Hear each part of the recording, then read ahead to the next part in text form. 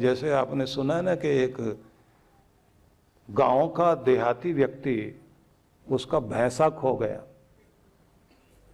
और भैंसा खो गया तो अब वो व्यक्ति भैंसा ढूंढने के लिए नौकर को लेकर साथ साथ जा रहा है, और हर मंदिर जहां भी दिखाई देता है वहीं जाके हाथ जोड़ता है, हनुमान बाबा 500 रुपए का प्रसाद चढ़ाऊंगा, एक बार भैंसा दिलवा दो आप।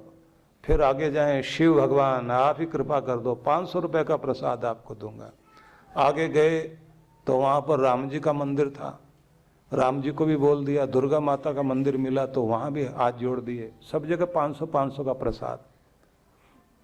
ऐसे करते करते उसने 5-6 हजार रुपए का प्रसाद बोल दिया। नौकर बोला आपका तो भैंसा ही 1000 रुपए का था, और आपको तो 6000 देने पड़ जाएंगे, 5000 का तो घाटा ही हो जाएगा सीधा। बोला एक बार भैंसा मिल जाने दो, फिर तो भगवानों से तो निपट लूंगा मैं। मतलब हम उसको भी ललचा रहे होते हैं, भगवान को भी। न जाने कहां कहां जा जाकर क्या क्या बोल के आते हैं, और फिर किसकी कृपा से बात बनी है ये भी भूल गए, तो किसको थैंक्स करें, किसके पास जाएं। बहुत जगह भटकते हैं हम लोग। ये भटकाव छोड़ दीजिए, समस्या ही सारी भटकाव की है। और दुनिया भर में सिर्फ इतना ही नहीं, हम तो इलाज भी ऐसे ऐसे करवाते हैं। कोई भी आदमी मिल जाए इलाज करने वाला, कोई जमीन पे लेटा के इलाज कर रहा है, कोई आपके पांव को पकड़ के दबा रहा है, कोई शीर्षासन करा करके आपका इलाज करा रहा है, कोई कील ठोकने को तैयार है। एक महिला को घुटने की बहुत बड़ी प्रॉब्लम थी, चला ही ना जाए, घसीटे पांव को और उठा भी ना जाए। अब उसके बच्चों ने मुझे आके बताया, बोले हमारी माता को तो किसी ने बताया था कि अगर वहाँ जाओ आप तो बिल्कुल ठीक हो जाओगे। तो हम तो वहाँ गए और हमारी माँ तो बिल्कुल ठीक हो गई। मैंने कहा क्या इलाज कराया? बोले वहाँ का इलाज ये है, सब ने कहा था कि माता जी को लेके जाओगे तो आगे गांव के बाहर एक तालाब है, उसकी मिट्टी उठाकर आप 3 बार ऐसे पीछे की तरफ फेंकनी है, और मिट्टी फेंकने के बाद फिर आपको वापस आना है, लेकिन पीछे मुड़ के नहीं देखना। तो माता जी ने ऐसा किया और उनका तो पाँव ठीक हो गया। मैंने कहा बस इतने से ठीक हुआ? बोले नहीं, हम लोगों को तो गांव के बाहर ही खड़ा कर दिया था, हम माता जी को अकेले ही हम छोड़ के आए और उनको अकेले ही आना था। तो माता जी ने फिर बताया कि वहाँ 17 कुत्ते थे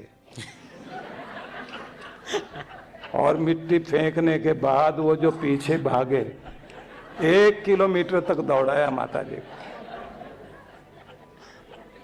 अब एक कुत्ता हो तो पीछा छुड़ाए, 17 हो, 1 किलोमीटर तक दौड़ाया। जो जाम था ना घुटना पूरा खुल गया एक झटके में। बड़े बड़े इलाज हैं दुनिया में, ऐसे ऐसे इलाज बताते हैं लोग। अब आदमी को जान बचानी है तो मैं निवेदन करना चाहता हूं आप सबको, विवेक की आंख जब तक नहीं खुलेगी कल्याण होगा नहीं। हमने तो अपनी आंखें बंद कर ली हैं। तो सबसे पहले स्तुति, उसके बाद अगली चीज आती है। नाम जपते जपते इतनी श्रद्धा और इतना प्रेम उत्पन्न कर लीजिए कि आपके अंदर भाव भावना जागृत हो। आपके हार्मोन्स जो है भावनाओं के साथ एक केमिकल रिएक्शन आपके शरीर में आना चाहिए। उससे फिर आपकी जो भाव तरंगे हैं, क्योंकि आपका ये ब्रह्मरंध्र जो है यही ट्रांसमीटर भी है और यही रिसीवर भी है, यहां से इस ट्रांसमिशन से तरंगें बाहर निकलनी शुरू होंगी। और जब ये तरंगे वहां तक जुड़ती जाएंगे और आपका दुनिया से ध्यान हट जाएगा और आप भगवान की भक्ति में तल्लीन होकर बैठे, तरंगे यहां से जा रहे हैं, अब वहां से भी तरंगे आने शुरू हो जाएंगे। अब प्रकाश जा रहा है यहां से, और जिस फ्रीक्वेंसी पर आप काम कर रहे हो, परमात्मा की फ्रीक्वेंसी अलग अलग तरह की इतनी ब्रह्मांड में फैली हुई है, जिस जगह पर जितनी वेव में या जो भी वेव आपके काम कर रही हैं, जो भी आपके अंदर के प्रकंपन काम कर रहे हैं, जो लहरें काम कर रही हैं, उसी अनुसार उसी तरह की तरंगों को आप पकड़ने लग जाते हैं। अगर आप शांति पर काम कर रहे हैं तो शांति की तरंगे आने लग जाएंगे, और अगर आपकी फ्रीक्वेंसी और तीव्र है तो तेज शांति की किरणें आपकी तरफ आएंगी। और अगर और बढ़ा लेते हैं आप तो प्रशांति में आ जाओगे, इतने शांत हो जाओगे कि आपको लगेगा सारी अब तक की जितनी भी पीड़ा थी, अशांति थी, सब दूर हो गया, सब तनाव दूर हो गया, और आप अपनी जगह बैठे बैठे बहुत देर तक ध्यान टिका रहेगा आपका। अब आपको कौन सी फ्रीक्वेंसी पर काम कर रहे हैं ये आपको देखना, तरंग पैदा करिए, कनेक्टिविटी आपकी जुड़ गई, वहां से एनर्जी आती जा रही है और आप ऊर्जा से भरपूर हो रहे हैं। कभी कभी तो इतना तेज होता है प्रकाश का प्रभाव, पूरे शरीर के अंदर आपके लाइट ही लाइट फैल जाएगी, इतनी लाइट फैल जाएगी कि आपको लगेगा जैसे अंदर से कुछ जल गया है, कूड़ा करकट सब कालिमा हट गई और आप इतने सुनहरे दिखाई दोगे। वो जो गोल्डन लाइट है वो इतना आपको भर देगी कि फिर आंखें खोलने को मन नहीं करेगा आपका, गदगद हो जाओगे, आनंदित हो जाओगे। तो नाम जपते जपते ध्यान टिक जाए और ध्यान टिकते टिकते आपके अंदर से तरंगे वहां जाए और वहां की तरंगों को आप पकड़ने लग जाओ। इसी में भी एक तरीका है, ये जो आपका जहां से परमिट लेना होता है, जिसे आप आज्ञा चक्र बोलते हैं, ये जहां आपकी ईड़ा पिंगला दाएं बाएं इनके बीचों बीच सुषुम्ना त्रिकुटी, ये संगम स्थल है। यहां से आप पॉइंट ऑफ लाइट, ये जो छोटा सा एक बिंदु है, यहां से आप देखेंगे एक तरंग आपकी आत्मा की ऊपर की तरफ उठती हुई महसूस होगी। कभी कभी आप शरीर से बाहर निकल जाओगे, शरीर से बाहर जा रहे हैं तो आसमानों में उड़ते हुए एक पतला सा धागा शरीर से जुड़ा हुआ, मतलब एक लाइट शरीर से, हल्की लाइट धागा बन के आपसे जुड़ी हुई है, और बड़ी लाइट आपकी आत्मा की वो ऊपर उड़ रही है। इतना हल्कापन महसूस होगा कि आपको लगेगा कि मैं बादलों के पार और ऊपर पूरा प्रकाश फैला हुआ वहां तक पहुंच गया, अब चांद सितारों की दुनिया में आ गया। चांद सितारों से भी आगे कितने लोकांतर दिखाई दे रहे हैं, और फिर वो मोहक प्रकाश दिखाई देता है जो इतना इतना आनंदित करता है। आपको लगेगा जिस प्यार के लिए मैं तरसता था सारे रिश्तों में जो नहीं मिल पाया, वो तो यहां मौजूद है। जिस शांति को मैं ढूंढ रहा था वो तो यहां मौजूद है। जिस आनंद की चाहत मुझे थी आज वो मुझे सामने मिल रहा है। इस पूरी भरी दुनिया में जो अपने को अकेला महसूस करता था, आज पूरी शक्ति मिल गई, अब कुछ और पाना बाकी नहीं। अब उस समय आप प्रभु के सामने होते हैं, और उस समय जब आप सामने महसूस कर रहे हैं तो मांगने को मन नहीं करेगा कि क्या कहूं। हाँ, कुछ लोगों की स्थिति हो जाती है, वो दृश्य देख लिया और जब वापस आएंगे ना तो रोते रहेंगे कि फिर से मुझे वही दृश्य दिखा। कोई हंसते रहेंगे बहुत, और कुछ ऐसे स्तब्ध हो जाते हैं कि जिनको ये पता ही नहीं लगता क्या करें, हक्के बक्के वहीं बैठे रह गए। पूछा जाए कि क्या मिला, क्या था, वो कहते नहीं पता क्या था, लेकिन जो था इस दुनिया में नहीं देखा कभी। तो इसे कहते हैं उपासना।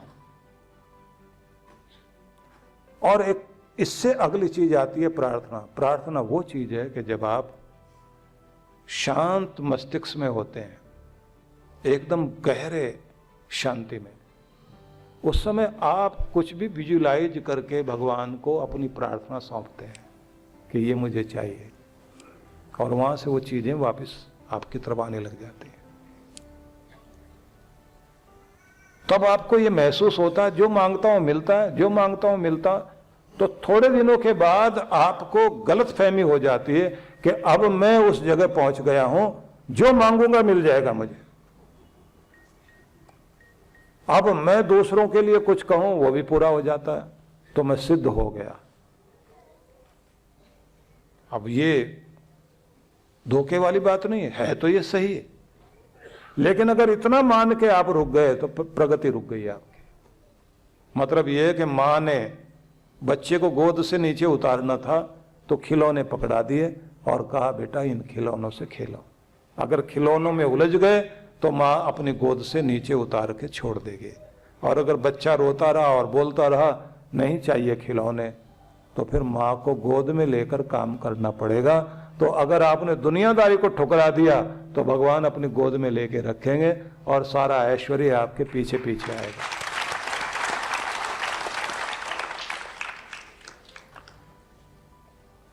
और कमाल तो ये निर्मल अवस्था जैसे ही आपकी जिंदगी में आती है, तो जो कबीर ने कहा ना, कबीरा मन निर्मल भया जैसे गंग का नीर, पाछे पाछे हरि फिरे कहे तो कबीर कबीर। मन इतना शांत निर्मल हो गया कि उस परब्रह्म से जुड़ गया। अब भगवान जो मनोकामना पूर्ण करते हैं वो पीछे पीछे घूम रहे और कह रहे हैं कि बताओ तो सही तुम्हें क्या चाहिए, और हम कह रहे हैं नहीं चाहिए कुछ भी। तो भगवान अब पीछे पीछे है, माया पीछे पीछे है, दुनिया की विभूतियां ऐश्वर्य पीछे पीछे है, और कह रहे हैं रुको तो सही, ठहरो तो सही, ये भी ले लो वो भी ले लो, ये भी देते हैं तुम्हें। और व्यक्ति कहता नहीं चाहिए, क्योंकि अब आप सूरज की तरफ मुंह करके चल पड़े हैं तो छाया पीछे पीछे आ रही है। जब तक आप छाया के पीछे भाग रहे थे तब तक छाया आगे आगे दौड़ रही थी। इसलिए आपको भगवान की तरफ मुंह करके चलते चले जाना चाहिए, और आप देखेंगे जो आप पाना चाहते हैं वो सब जिंदगी में आना शुरू हो जाएगा। अब आप सोचेंगे इसके लिए करना क्या होगा। ब्रह्म वेला का लाभ लेना शुरू कर दीजिए। रात्रि में भगवान की भक्ति करके सोइए, और बीच बीच में समय निकालकर आप, जैसे रविवार वाला दिन है उस दिन 1-2 घंटा जरूर भक्ति करिए। एकांत में जाकर के बैठिए, और हो सके तो कुछ ऐसे वचन जरूर पढ़ें सुने जिन वचनों से आपकी भक्ति और जागृत होती हो और सांसारिक रूप से भी आप सफल हो सकें। ये बात जरूर ध्यान में रख लीजिए कि आपको दुनियादारी छोड़ के भागने की जरूरत नहीं है। आप अपना घर परिवार में काम करते करते वहीं से भक्ति कर सकते हैं। भक्ति के लिए सब कुछ छोड़ के भागने की जरूरत नहीं होती। हाँ, जहां आप हैं वहां से आपकी कनेक्टिविटी भगवान से जरूर पूरी रहनी चाहिए, पूरा ध्यान आपका रहना चाहिए। सती अनुसुईया ने अपने घर गृहस्थी में रहते रहते ही अपनी साधना को इतना बढ़ाया, कहते हैं ब्रह्मा विष्णु महेश तीनों को बौना बनाकर बच्चा बना के बैठा दिया उसने। इतनी शक्ति किसी में आ जाए। सावित्री की भक्ति इतनी अद्भुत कि अपने मरे हुए पति को भी जिंदा वापस लेकर आई। उर्मिला की भक्ति कितनी अद्भुत कि अपने महलों में बैठकर भी अपने पति को, जिस पर ऐसा प्रहार किया गया था कि छाती फट गई, दिल तक वो शक्ति चुभ गई जो मेघनाथ ने उनके ऊपर फेंकी थी। अब भक्ति करती हुई, तपस्या करती हुई बैठी है उर्मिला।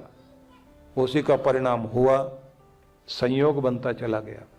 सुषैन वैद्य भी मिला और हनुमान जी जड़ी बूटी लेकर पहुंच गए, संजीवनी बूटी लेकर, और ट्रीटमेंट हो गया।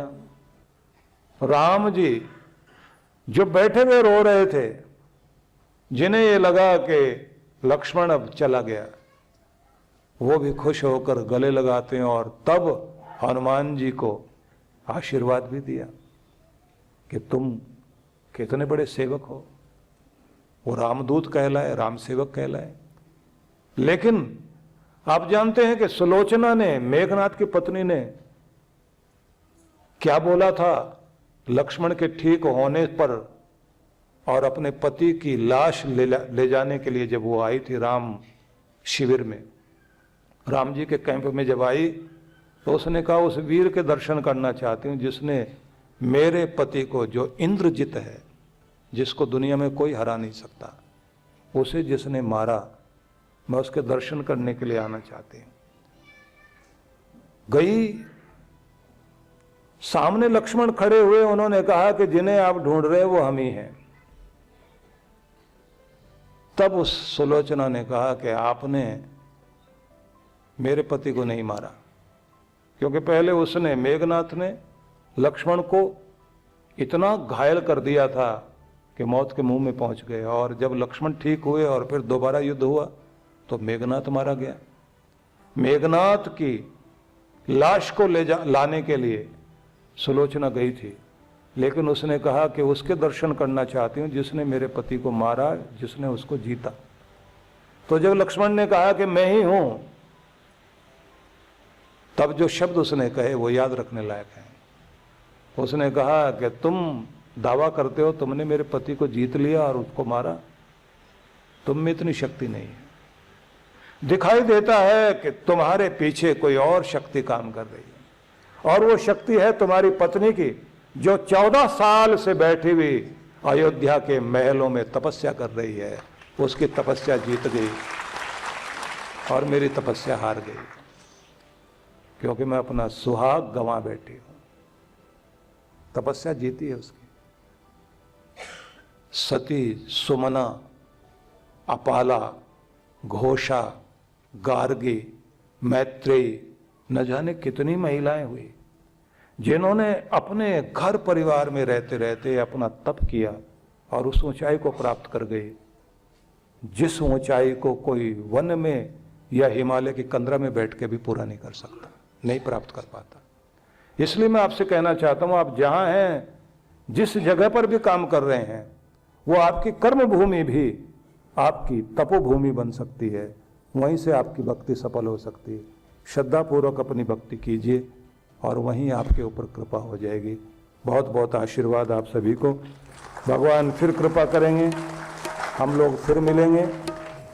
समय हमारे पास बिल्कुल नहीं है, केवल 7 मिनट में हम लोगों ने आरती वंदन सब कार्य करने हैं।